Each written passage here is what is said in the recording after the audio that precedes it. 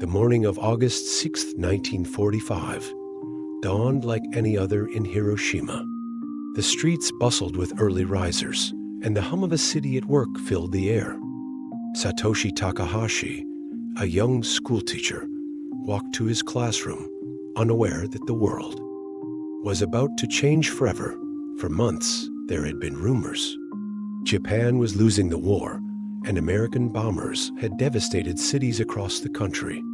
But Hiroshima had remained untouched, leading some to believe it had been spared. Others, including Satoshi, feared it meant something worse was coming. At the same time, in Washington, President Harry S. Truman pondered the weight of his decision. The Potsdam Declaration had been issued on July 26, demanding Japan's surrender.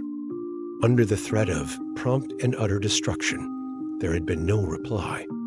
With the war dragging on and the potential for hundreds of thousands of American and Japanese casualties in a land invasion, Truman had approved the use of the atomic bomb. Meanwhile, in Hiroshima, Satoshi had just begun his lesson when the sky erupted in a blinding flash.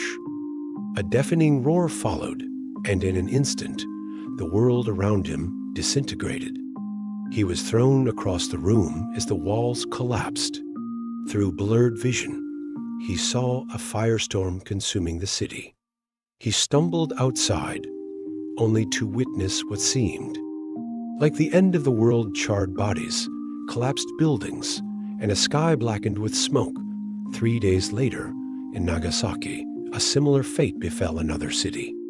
Thousands perished, and the survivors were left in unimaginable suffering. Emperor Hirohito, faced with the reality of destruction and the Soviet invasion of Manchuria, decided it was time to surrender.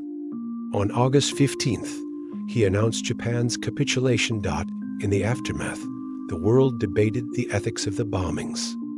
American military officials argued that they had prevented a far bloodier conflict. Some historians contended that Japan was already on the verge of surrender and that the bombings were unnecessary. Others pointed to the Soviet invasion as the true catalyst. Satoshi, like many survivors, carried his scars both visible and hidden. He wondered if the bomb had truly been necessary, or if there could have been another way. As he rebuilt his life in the ashes of Hiroshima, the debate raged on, and perhaps, as some historians suggested, it always would. Finally, enjoy our story. Subscribe, comment, and like our channel.